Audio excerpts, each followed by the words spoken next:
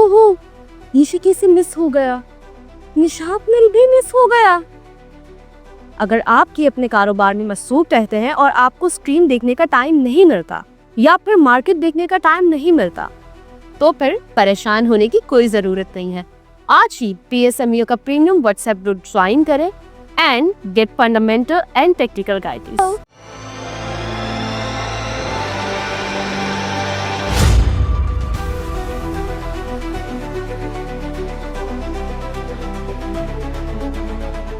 अस्सलाम वालेकुम, मैं हूं नादिया अनवर और आप देख रहे हैं पाकिस्तान शेयर मार्केट अपडेट्स। नाज़रीन, बात करेंगे मार्केट की, और जैसे कि हम इस वक्त जानते हैं कि इस वक्त मार्केट जो है एक बहुत ही वॉलेटाइल सेशन हमें दिखा रहा है, और जो है काफ़ी लोग इससे थोड़ा सा लोगों में हम देख रहे हैं कि पैनिक है, क्योंकि जो मार्केट इस वक्त काफ़ी ज़्यादा जो है वॉलेटाइल बिहेव कर रहा है। और इसकी हम मार्केट की बात करें तो आज जो है कुछ 3000 पॉइंट जो है वो माइनस रही है मार्केट।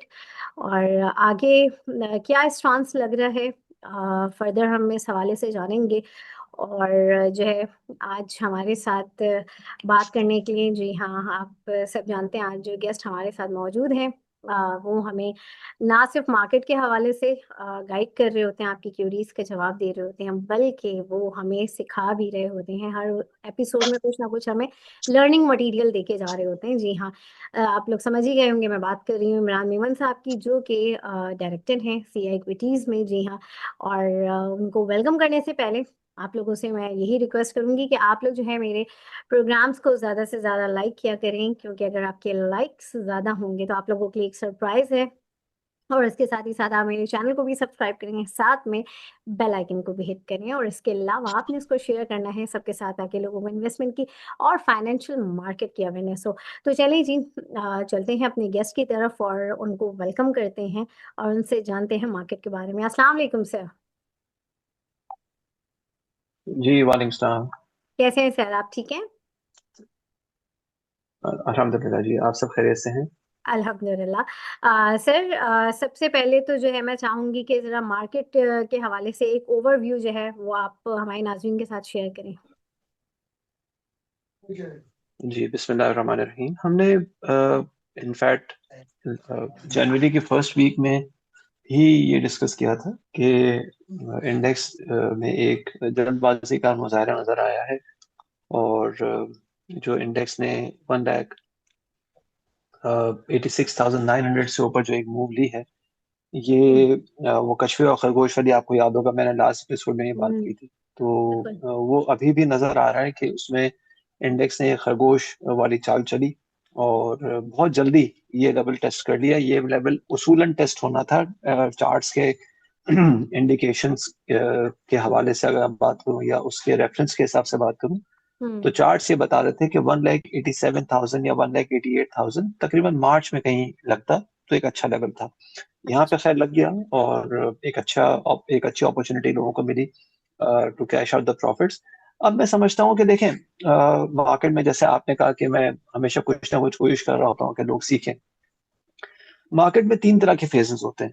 एक बुल रन होता है, फिर एक कंसोलिडेशन फेज होता है, और जिसमें हम कंसोलिडेशन और फिर उसको हम करेक्शन भी कह सकते हैं, और फिर उसके बाद बेयर मार्केट स्टार्ट होती है। तो अभी जो इस वक्त हम देख रहे हैं ना, ये मार्केट एक कंसोलिडेशन में है। कंसोलिडेशन का मतलब ये होता है कि कोई भी, चाहे तेजी हो चाहे मंदी हो, वो अपने एक सर्टेन टारगेट को जब पूरा कर लेती है ना, तो उसके बाद फिर वो वेट कर रही होती है कि आगे क्या किया जाए। ताकि अगर एक मिसाल है कि अगर हम तेजी में देखते हैं कि मार्केट बहुत ज्यादा ओवर हीटेड हो चुकी होती है या ओवरबॉट हो चुकी होती है, तो उसको कूलिंग एक फेज मिलना चाहिए, ताकि वो सांस ले, तो उससे डिसाइसिव मूव ले कि फिर आगे क्या करना है। वहां वो जो पीरियड होता है ना, वो थोड़ा सा तकलीफ दे होता है, क्योंकि देखिए करेक्शन में और मंदी में लोग एक तरफ हो जाते हैं कि ठीक है, मार्केट में एक नेगेटिविटी है, अब एक तरफ हो जाओ, अभी फिलहाल या तो शॉर्ट करके काम करो, या अगर बाय करना है तो डिप का इंतजार करो। लेकिन कंसोलिडेशन फेज जो है ना, वो इसलिए तकलीफ दे होता है कि मार्केट डिसाइड नहीं कर पा रही होती। आपको 2 दिन मंदी नजर आती है, या 3 दिन मंदी नजर आती है, एक दिन एकदम से, 1 या 2 दिन एकदम से तेजी हो जाती है, फिर वो मंदी स्टार्ट होती है। फिर लोग कहते हैं कि वो जो तेजी में लोग फंसे होते हैं, वो कहते हैं कि अब हम क्या करें। तो ये कंसोलिडेशन फेज थोड़ा सा चीजों को डिफिकल्ट फेज में लेके जाता है, और इसी वजह से जब भी कंसोलिडेशन फेज होता है ना, मार्केट में वॉल्यूम गायब हो जाती है। और यही बात मैंने, अगर आपको याद हो, सॉरी मैं एक दो मिनट और दूंगा, यही चीज हमने जब आपके अखबार के रेफरेंस से भी हमने जब अपने आर्टिकल शेयर किए थे, तो हमने बताया था कि फॉर द वीक, ये जो करंट वीक चल रहा है, इसमें हमने यही डिस्कस किया था कि मार्केट के वॉल्यूम्स जो हैं वो कम हो सकते हैं, क्योंकि मार्केट कंसोलिडेशन फेज में अभी अगर आप देखें तो लास्ट वीक के मुकाबले में केसी 100 इंडेक्स स्टॉक्स जो वॉल्यूम है वो 50% है। तो वो क्लियरली बड़ा नजर आया है कि यहाँ पे कंसोलिडेशन फेज है, और ये कंसोलिडेशन फेज के दो लेवल्स हैं।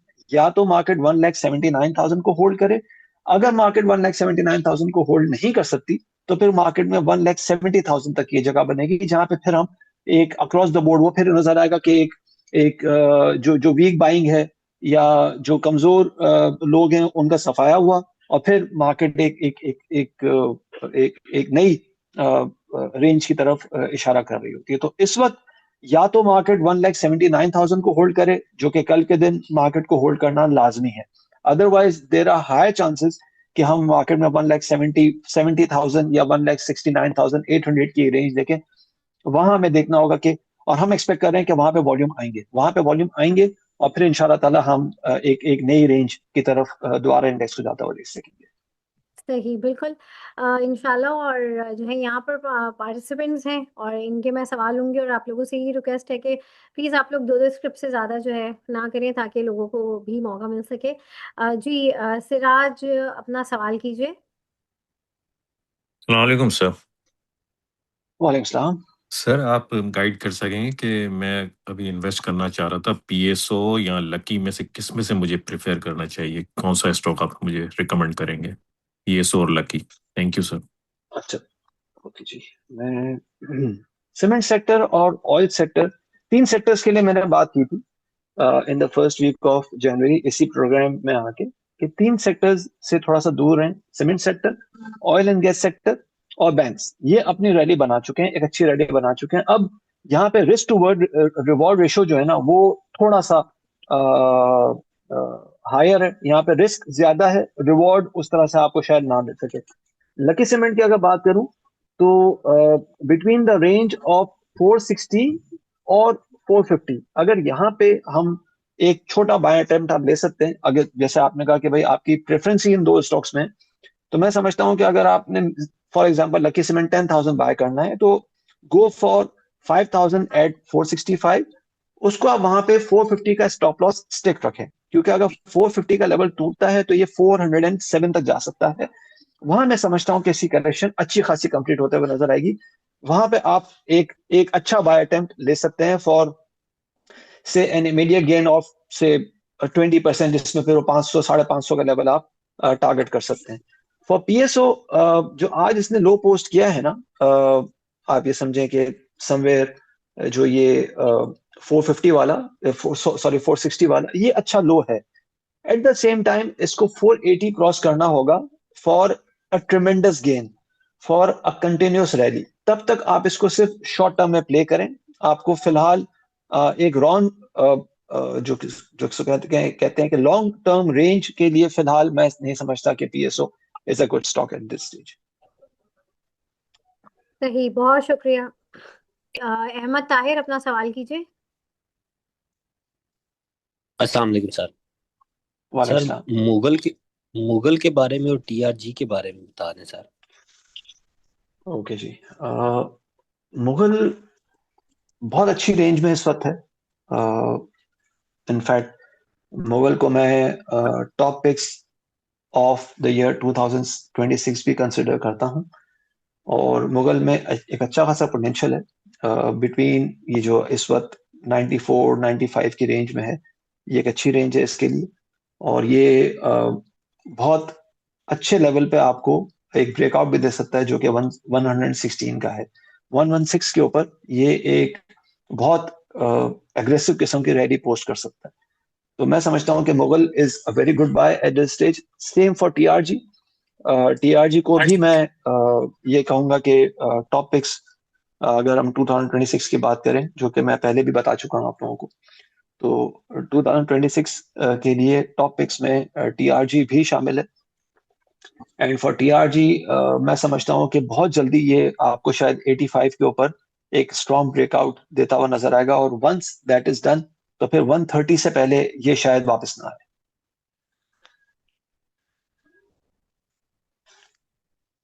सही, बहुत शुक्रिया। जी फाइक, अपना सवाल कीजिए।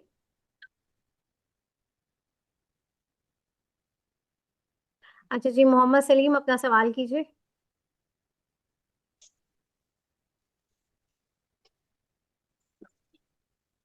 जी आमिर खलील, अपना सवाल कीजिए। अस्सलाम वालेकुम सर।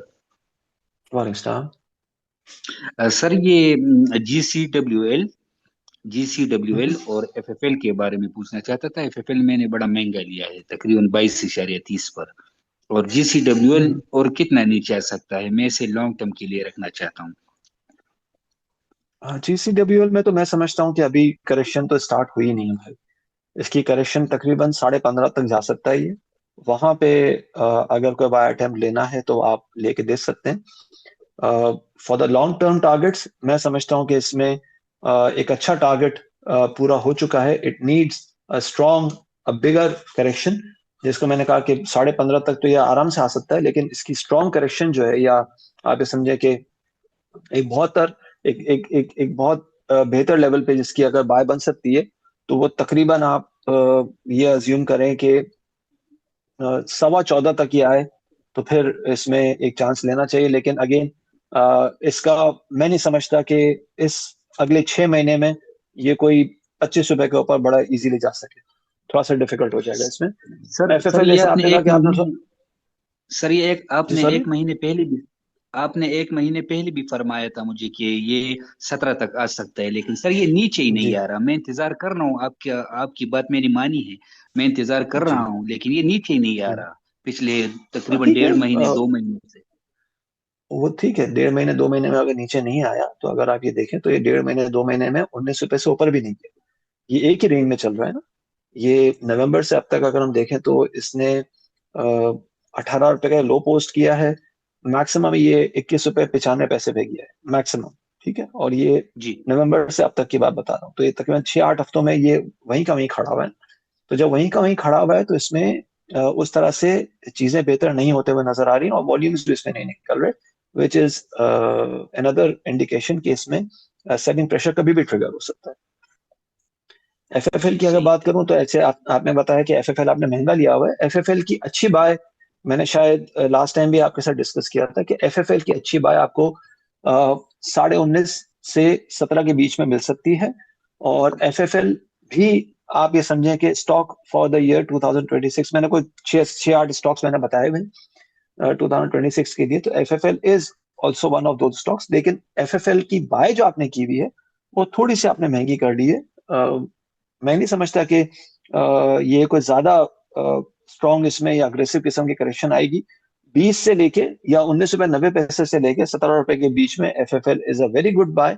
और एफएफएल का जो शॉर्ट टर्म टारगेट आप बड़े आराम से टारगेट कर सकते हैं, से मेरे ख्याल से बाय एंड ऑफ फेब्रुवरी और बाय मिड मार्च वो तकरीबन 27 से 28 रुपए कर सकते हैं। Okay sir, thank you sir, thank you so much. जी बहुत वेलकम शुक्रिया वेलकम। जी। आमिर, अपना सवाल कीजिए। अस्सलाम वालेकुम। वालेकुम सलाम। वालेकुम। सर 2 हफ्ते पहले आपने एक पाक कतर के बारे में एक व्यू शेयर किया था, वो बड़ा स्ट्रांग था कि वो हमारा जो बैंक है वो शरिया नहीं है, स्टेट बैंक। तो मैं आपकी बात से जी बिल्कुल एग्री करता हूँ। अब इस तनाजुर में अगर मैं दूसरी कंपनी देखूँ जो नॉन शरिया होती हैं, जैसे कि हैस्कोल है, तो वो उसको मैं किस तरह से, उसके बारे में आपका क्या व्यू है जो देखिए, KMI के नॉन शरिया में होती हैं?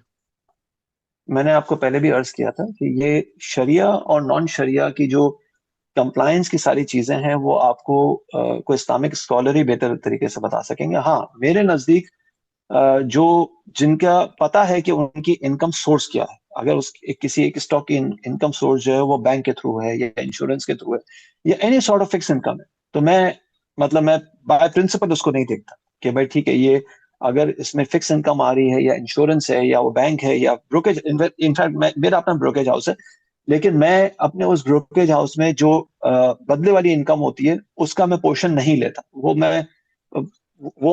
मैं चैरिटी करता हूँ, वो मैं अपने पास नहीं रखता। ठीक है ना जी। तो इसको समझने की जरूरत है। अब जैसे हेस्कॉल है, वह हेस्कॉल का प्राइमरी बिजनेस क्या है? हेस्कॉल का प्राइमरी बिजनेस है ऑयल मार्केटिंग कंपनी है ये, ठीक है जी। इसका पेट्रोलियम, इसके पेट्रोल स्टेशन है और इसके ये कार के लुब्रिकेंट्स ये सप्लाई करता है। इसका प्राइम बिजनेस ये है ना। अब इस प्राइम बिजनेस के लिए इसने किसी ना किसी बैंक से लोन लिया, वो किन टर्म्स पे लिया, किन टर्म्स पे नहीं लिया, किन टर्म्स पे इसको KMI 30 में शामिल किया है, किन टर्म्स पे नहीं किया, ये आपको वो इस्लामिक स्कॉलर बेहतर तरीके से बता सकेंगे। मैं इतना अहल नहीं हूं कि मैं ऐसी को बात कर सकूं, क्योंकि वो बिला वजह किसी इस्लामिक चीज को छेड़ देना भी वो एक गुनाह के जुम्मे में आ जाती है बात। ठीक है सर, एग्री। साथ में आपसे गुजारिश थी कि ट्रीट और लोट्स का 26 का आप कहाँ देख रहे हैं इसको? बहुत शुक्रिया। Treat is a very good stock और ये आपको इस साल इंशाल्लाह ताला 50 प्लस दिखा सकता है। और ट्रीट के लिए जो बाइंग रेंज है वो यही है, 32 से 31 के बीच में ये अच्छी बाइंग सपोर्ट शो कर सकता है और कर रहा है। लोड्स की अगर बात करूं तो लोड्स लिमिटेड ने भी ये 18 के आसपास ये अच्छा बाइंग सपोर्ट है, लेकिन इसको एक रैली बनाने के लिए तकरीबन 23 रुपए से ऊपर एटलीस्ट 2 सेशंस क्लोज करने होंगे विद गुड वॉल्यूम्स। अदरवाइज इसकी रेंज इसी तरह से नजर आ सकती है, ये शायद ऊपर 23 रुपए ना तोड़े और नीचे 17 17.5 की एक रेंज है जो ये होल्ड कर सकता है। तो फॉर द टाइमिंग से जब मैं फॉर द टाइमिंग बात करता हूं तो इसका मतलब ये नहीं होता कि आप एक दिन या 2 दिन देखें। फॉर द टाइमिंग जब मैं बात करता हूं, नादिया आप भी ये जरा नोट कर लीजिएगा कि जब भी मैं फॉर द टाइमिंग बात करता हूं इसका मतलब ये होता है कि मैं महीने, 1.5 महीने, 2 महीने की बात कर रहा हूं। तो महीने, 1.5 महीने, 2 महीने तक मुझे नहीं लगा कि ये इस रेंज से बाहर आ सके। बहुत बहुत शुक्रिया। बहुत शुक्रिया जी। अहमद, अपना सवाल कीजिए। अस्सलाम वालेकुम वालेकुम। सर काइंडली फिलहाल जी अपना अस्सलाम सवाल वालेकुम। कीजिए अहमद। वालेकुम सलाम जी। जी वालेकुम सलाम। जी मेरा क्वेश्चन है सी एनर्जी के बारे में कि इस कब तक ये यानी कि आगे जा सकता है? Thank you very much. नहीं, C energy is not a good stock at all.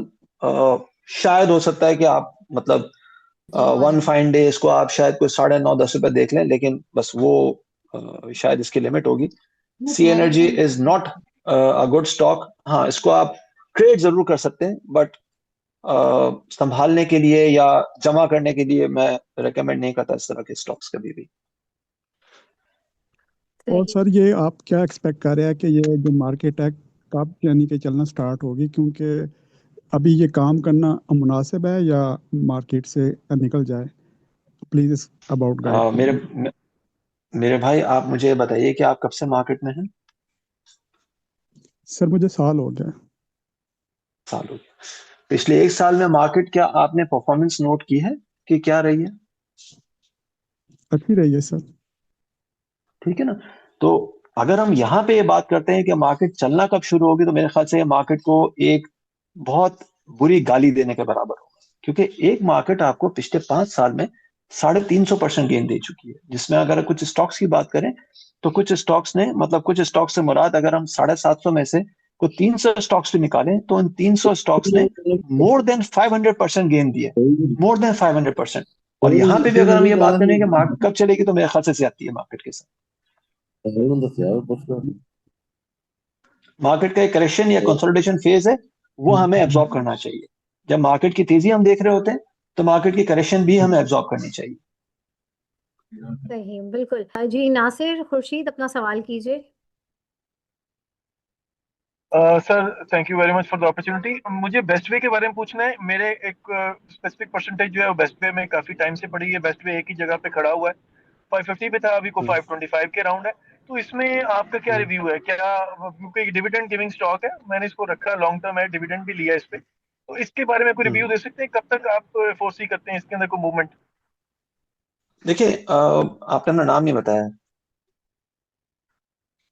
Sir इनका नाम है नासिर खुर्शीद। आपने अपना नासिर। नासिर नासिर साहब, खुर्शीद। नासिर साहब देखें, जब आप किसी स्टॉक को डिविडेंड के लिए लेते हैं ना, तो आप ये ना देखें कि उसकी प्राइस अप्रिसिएशन क्या हो रही है। ठीक है जी, हम जब कोई प्रॉपर्टी लेते हैं रेंट आउट करने के लिए, तो हम ये नहीं देख रहे होते कि उसकी प्राइस ऊपर जा रही है या नीचे जा रही है। यूजुअली जो डिविडेंड पेइंग स्टॉक्स होते हैं वो उस तरह से मूव नहीं करते जिस तरह से बाकी स्टॉक्स मूव करते हैं। अगेन नादिया मुझसे नाराज होंगी, लेकिन मेरी आदत है, मैं थोड़ा सा एक लर्निंग समझाने की कोशिश कर रहा होता हूँ लर्निंग कर्व के हिसाब से। कैपको, अगर आप लोग बहुत पुराने मार्केट में काम करने वाले हैं, तो कैपको की लिस्टिंग हुई थी सन 2002 में, और वो लिस्टिंग हुई थी 32 रुपए पे। ठीक है, कैपको अगर आज की हम बात करें तो आज भी मेरे ख्याल से कोई 40 रुपए के आसपास है। अगर मैं कैपको को इस वक्त खोलूं तो कैपको इस वक्त 35 रुपए पे चल रही है। अब 32 रुपए पे इसकी लिस्टिंग हुई थी 2002 में, और आज हम 2026 में खड़े हुए हैं, आज भी ये 35 रुपए पे। इस बीच, इस समझे कि 24 सालों में कैपको ने 80 रुपए की रैली भी दिखाई है, और कैपको मेरे ख्याल से कोई 10 रुपए या 15 रुपए भी गिरा है।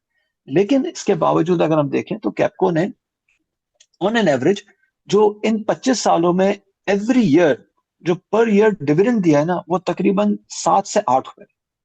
अब अगर किसी ने कैपको 25 साल पहले 32 रुपए पे आईपीओ में लिया हो और उसने 10,000 शेयर भी लिए हो, तो उसकी इन्वेस्टमेंट हो गई 3,20,000 रुपए की। उस 3,20,000 रुपए के ऊपर उसको अगर 7 रुपए, चले हम जक़ात टैक्स सब निकालने के बाद 5 रुपए भी ज्वाइन करें, तो 5 रुपए अगर उसको हर साल डिविडेंड मिला है, तो पिछले 25 सालों में ये डिविडेंड बन गया तकरीबन को 125 रुपए। अब 125 रुपए का मतलब ये हुआ कि अगर मेरे पास 10,000 शेयर हैं, तो मेरी जो डिविडेंड इनकम है वो 12 लाख रुपए की बन गई। मेरी इन्वेस्टमेंट थी 3,20,000 रुपए की, और उसके ऊपर मुझे 12 लाख रुपए डिविडेंड मिल चुका है। अब अगर मैं ये कहूं कि कैपको तो चलता ही नहीं है, तो ये कैपको के साथ ज्यादती है, क्योंकि कैपको ऑलरेडी मुझे 12 लाख रुपए दे चुका है। Capco is free for me now. तो इस तरह से अगर कोई डिविडेंड वाला स्टॉक है ना, तो उसमें आप ये हरगिज एक्सपेक्ट ना करें कि वो उस तरह से रैली भी करेगा। अगर मैं बेस्ट वे की बात करूं, तो बेस्ट वे में मैं समझता हूं कि अगर आपने नई बाइंग करनी है, तो नई बाइंग के लिए बेस्ट वे में आपने वेट करना होगा तकरीबन 400 रुपए से लेके 450 से लेके 390 की रेंज में आपको वेट करना पड़ेगा। यहाँ पे इसकी अच्छी बाय बन सकती है। फिलहाल इसमें कोई बाइंग इंडिकेशन नजर नहीं आ रही। सही, बहुत शुक्रिया। अच्छा, जल्दी कर लें, देखें प्लीज, टाइम नहीं होता है। आप लोग बीच बीच में माइक ऑन करते हैं, मेरे लिए बड़ा मसला हो जाता है जी। सवाल अस्सलाम करें। वालेकुम सर, कैसे हैं आप? ठीक है, मैं उधर बात कर रहा हूँ। जी जी, अपना सवाल जी कीजिए जी। सर। वालेकुम सलाम। सर, ऑटो इंडस्ट्री अभी चल रही है, सारे स्टॉक उसके चल रहे हैं, तो एच कार नीचे जा रहा है, इसका कोई क्या हो सकता है? ये कब तक चलेगा कोई? एचकार, देखिए, जरूरी नहीं है कि हर सेक्टर में हर स्टॉक चल रहा हो। हर स्टॉक की डिफरेंट मंतक होती है, डिफरेंट ट्रेंड होता है।